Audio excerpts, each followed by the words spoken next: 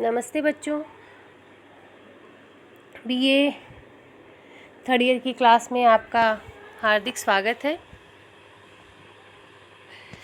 इसके पहले की क्लास में मैंने शीत युद्ध आपको समझाया था, देतांत, नया शीत युद्ध।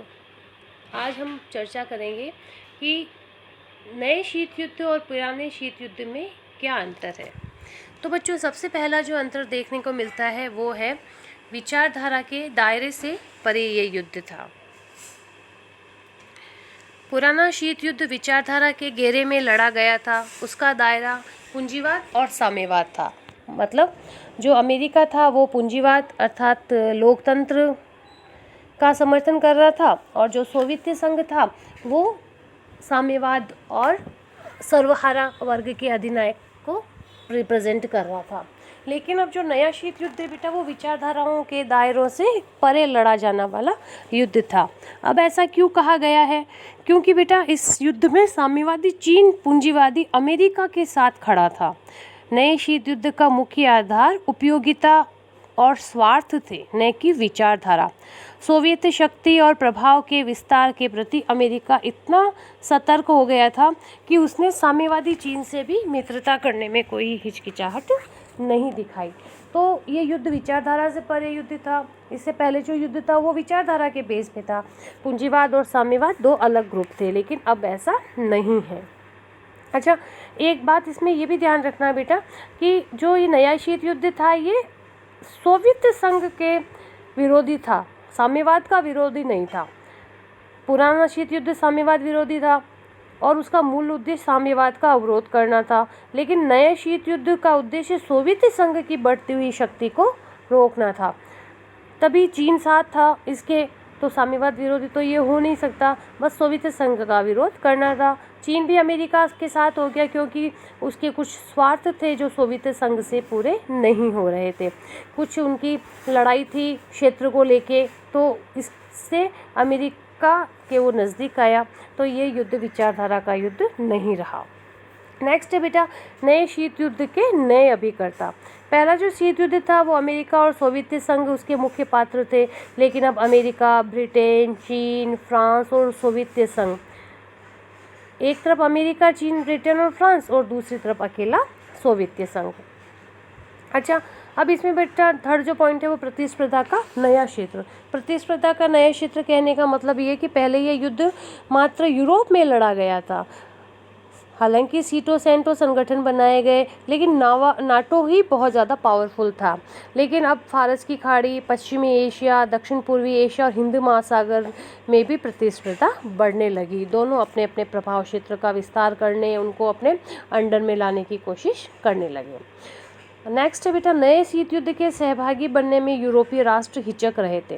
पहले तो यूरोपीय राष्ट्र इसलिए शामिल थे क्योंकि सेकेंड वर्ल्ड वार के बाद उनको अपनी सुरक्षा के लिए, आर्थिक रूप से सक्षम होने के लिए वे अमेरिका पे निर्भर थे। अतः उन्होंने अमेरिका के पिछलुग्गू वे बन गए और अमेरिका ने जैसा कहा वैसा किया। फ्रांस और पश्चिमी जर्मनी अमेरिकी विदेश नीति के पिछलुग्गू बनकर अब नहीं रह सकते थे। क्यों? क्योंकि न्यूट्रॉन बम का सफलतापूर्वक फ्रांस ने विस्फोट कर लिया था, तो अब इसलिए उसको सुरक्षा हेतु अमेरिका की आवश्यकता नहीं थी। पश्चिमी जर्मनी भी आत्मनिर्भर था और औद्योगिक और इलेक्ट्रॉनिक क्षेत्र में वो अमेरिका को चुनौती तक दे रहा था। तो इसी कारण पश्चिमी जर्मनी और सोवियत संघ का व्यापार बहुत तेज़ी से बढ़ रहा था। तो अब इन राष्ट्रों को लग रहा था कि जब अब हम सुरक्षित हैं, हम आर्थिक दृष्टि से सक्षम हैं, तो हम क्यों इस शीत युद्ध में अमेरिका का साथ दें। अच्छा, इसके अधिक बेटा प्रथम जो शीत युद्ध था उसने निर्गुट आंदोलन को जन्म दिया, गुट निरपेक्ष आंदोलन को जन्म दिया। जो नए स्वतंत्र राष्ट्र थे उन्होंने किसी भी गुट में शामिल होने की बजाय स्वतंत्र विदेश नीति को अपनाया, और गुट निरपेक्ष आंदोलन ने सेतुबंध का काम भी किया। कई बार विश्व में शांति स्थापित करने में इन दोनों गुटों का सहयोग किया।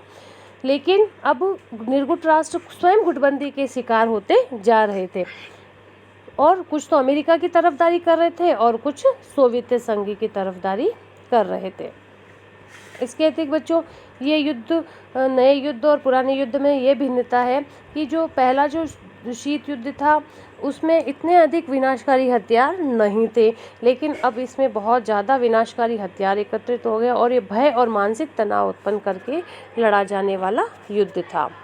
इसके अतिरिक्त बच्चों एक बात और है कि पहला शीत युद्ध तो सोवियत संघ की मजबूरी था, क्योंकि स्टालिन की उग्र आक्रामक नीतियों का परिणाम था। स्टालिन सोवियत संघ की शक्ति में वृद्धि करना चाहता था ताकि वह अमेरिका के समान एक महाशक्ति बन जाए, लेकिन जो दूसरा शीत युद्ध था वो अमेरिकी मजबूरियों का परिणाम था। बड़े आश्चर्य की बात है बच्चों कि अमेरिका औद्योगिक सामान और इलेक्ट्रॉनिक्स में फ्रांस, पश्चिमी जर्मनी और जापान के साथ प्रतिद्वंदिता तो कर नहीं सकता था, तो उसे लगा कि ऐसा कौन सा फील्ड है जिससे मुझे उसमें कंपटीशन नहीं करना पड़े, तो वो था शस्त्रों का निर्यात। ये उसका मुख्य उद्योग था जिससे उसे किसी के साथ कंपटीशन नहीं करना पड़ता। तो शस्त्र उद्योग को विकास देने के लिए अमेरिका अपने सैनिक बजट में, नाटो सैनिक बजट में वृद्धि करना चाहता था और मित्र राष्ट्रों का सशक्तिकरण करना चाहता था। इसलिए उसने अमेरिका के लिए एक मजबूरी थी कि शीत युद्ध चलता रहेगा तो ही मैं आर्थिक रूप से सुदृढ़ रहूँगा और मेरे शस्त्र बिकते रहेंगे, क्योंकि जर्मनी और जापान आर्थिक और तकनीकी क्षेत्र में अमेरिका को चुनौती दे रहे थे। विकासशील निर्गुस्त राष्ट्र उसे राजनीतिक क्षेत्र में चुनौती दे रहे थे।